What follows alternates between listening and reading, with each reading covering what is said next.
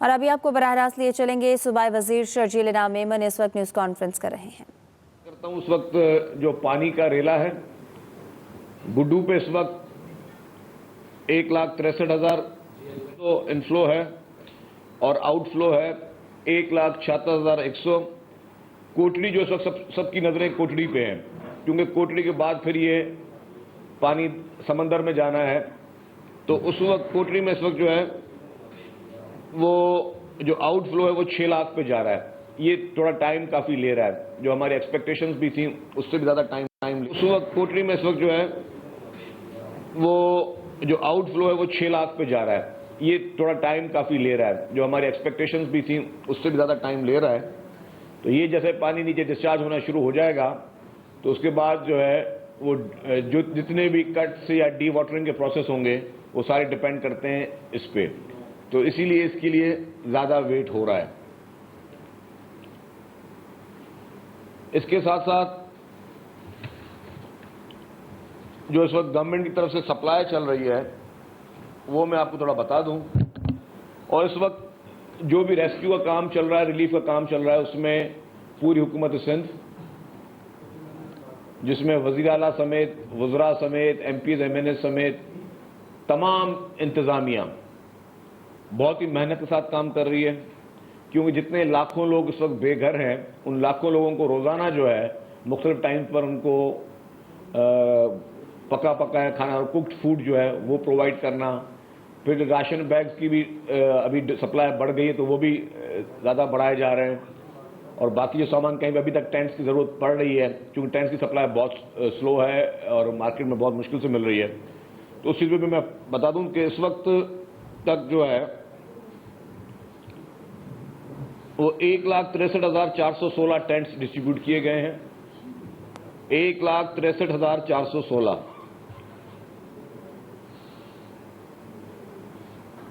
اور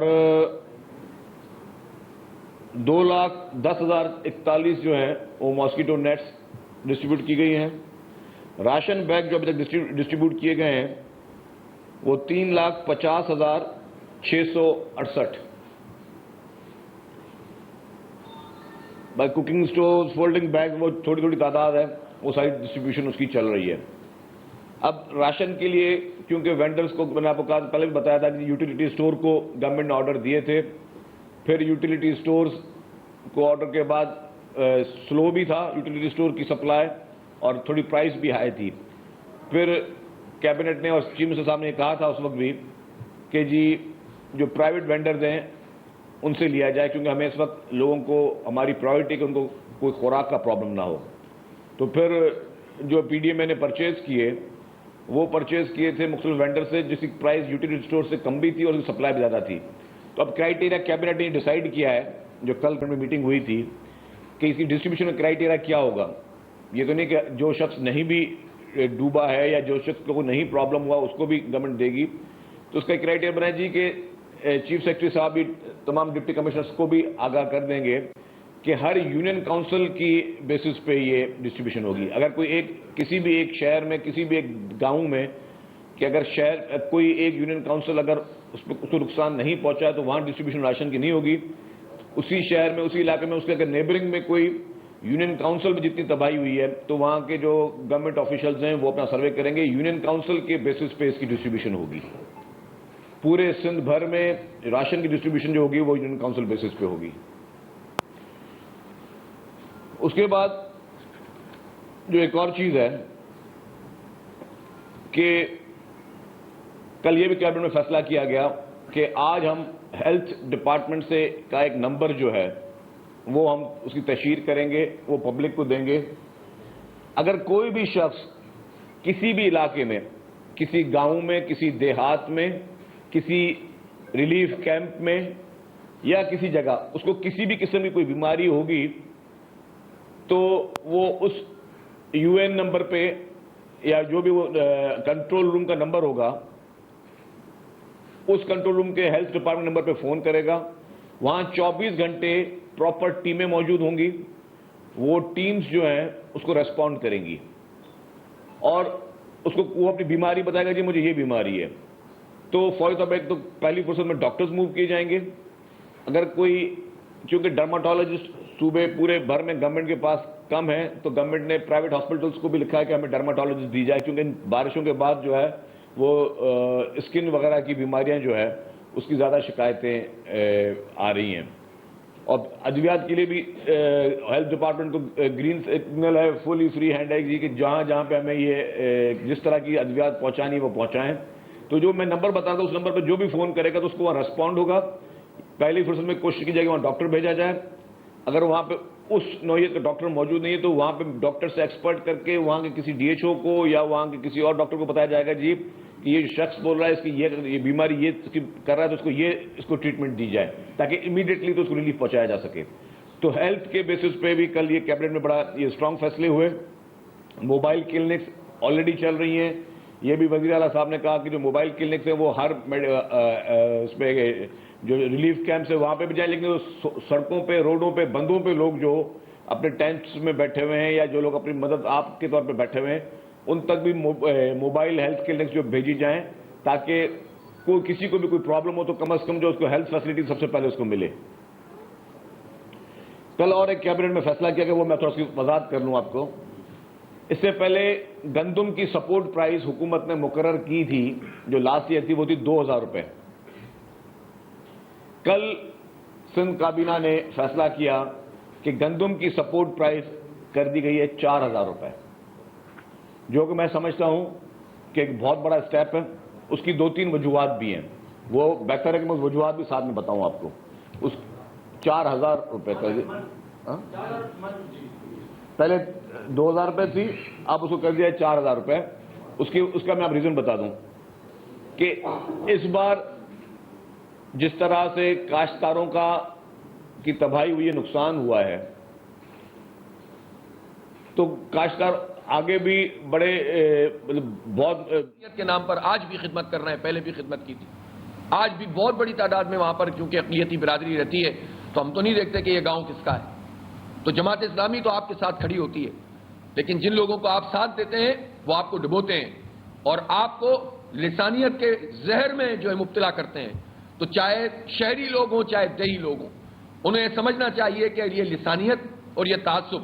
اس نے ہمیں برباد کر دیا ہے. سب کو مل کر لڑنا ہوگا، حق کی بات کرنی ہوگی. اگر اندرون سندھ کے لوگ اٹھیں اور کراچی میں ہونے والی زیادتیوں پر بات کریں کہ یہ زیادتی نہیں ہونی چاہیے کراچی کے لوگوں سے، تو میں سمجھتا ہوں اس سے مسئلہ حل ہوگا. اور کراچی کے لوگ اندرون سندھ میں ہونے والے لوگوں کے ساتھ زیادتیوں پر آواز اٹھائیں تو اس سے پتہ چلے گا کہ یہ جیتی ہے. ہر کوئی اگر سندھی مہاجر میں تقسیم ہو کر ہر تعصب کی نگاہ سے دیکھنا شروع کرے گا تو مسئلہ بگڑ جائے گا. اس لیے یہ ظرف ہونا چاہیے لوگوں کے اندر، ایک مہاجر کے اندر یہ ظرف ہونا چاہیے کہ اگر کہیں پر مہاجر کو کسی سندھی کے اوپر میرٹ کے بغیر فوقیت دی جا رہی ہے تو وہ مہاجر کہے کہ یہ غلط ہے. اور ایک سندھی کو کے اندر اتنا ظرف ہونا چاہیے کہ یہ آواز اٹھائے کہ کسی مہاجر یا پختون یا پنجابی کے ساتھ زیادتی ہو رہی ہے صرف اس کی زبان کی بنیاد پر اور کسی سندھی کو فوقیت دی جا رہی ہے تو سندھی میں اتنا ظرف ہونا چاہیے کہ وہ کہے کہ یہ زیادتی نہیں ہو رہی. اس سے تعصب ختم ہوتا ہے. اگر ہر آدمی اپنی زبان کی بنیاد پر حق اور باطل کا فیصلہ کرنے لگے گا تو اس کو تعصب کہتے ہیں. اس کو قرآن نے منع کیا ہے، اس کو اللہ نے منع کیا ہے، اس کے رسول نے منع کیا ہے. اس لیے میں اپنے سندھ کے تمام لوگوں سے یہ کہتا ہوں، یہ سندھ دھرتی کے لوگ نبی پاک صلی اللہ علیہ وسلم، ان کے اہل بیت، ان کے صحابہ رضوان اللہ علیہم اجمعین، ان سے محبت کرنے والے ہیں. آج بھی وہاں پر کسی کو کہیں کہ میں سید ہوں تو لوگ جھک جاتے ہیں. تو جو نبی پاک صلی اللہ علیہ وسلم سے اتنی محبت کرنے والے ہیں، آپ صلی اللہ علیہ وسلم نے فرمایا تھا کہ میں تعصبات کو اپنے قدموں تلے روند رہا ہوں. آپ نے سب کو بھائی بھائی بنایا تھا، لہذا میرٹ کی بات کریں، سب لوگ حق کی بات کریں، انصاف کی بات کریں، سب مل کر لڑیں ان ظالموں سے جو ہمیں لڑواتے ہیں اور خود ایک ہو جاتے ہیں. تو انشاءاللہ ہم سب کے مسئلے حل ہوں گے. بہت بہت شکریہ.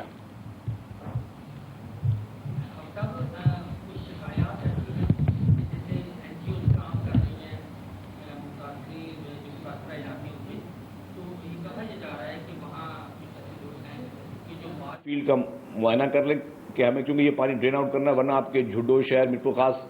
جو ہے یہ بہت بری حالات میں ہے اس وقت. تو اس کے لیے جو بھی اریگیشن کے ایکسپرٹس مین لیڈ لیں گے اور پھر ٹیکنیکل سپورٹ ان کو جو ہے وہ پاک فوج بھی کرے گی. تو اس کے تحت وہ فیصلے کیے جائیں گے مزید کچھ مشکلات. اچھا، اس پورے اس آپریشن میں آپ دیکھ رہے ہیں جہاں پہ آپریشن چل رہا ہے جہاں پہ ہم ہیلتھ کی بات کر رہے ہیں تو جگہ جگہ پر ہمیں سندھ گورنمنٹ کی تو ہیلتھ ڈپارٹمنٹ موجود ہی ہے، لیکن ساتھ ساتھ خصوصی طور پر پاکستان نیوی کے ہیلتھ کیمپس لگے ہوئے ہیں، پاکستان فوج کے میڈیکل کیمپس لگے ہوئے ہیں، پاکستان ایئر فورس کے میڈیکل کیمپ لگے ہوئے ہیں۔ اس وقت جو ریسکیو کا کام چل رہا ہے اس میں پاک فوج جو ہے وہ بڑھ چڑھ کر جہاں جہاں پہ ہمارے پاس وہ لاجسٹک کی نہیں ہے، نہ ہی ہمارے پاس وہ ایکسپرٹیز ہیں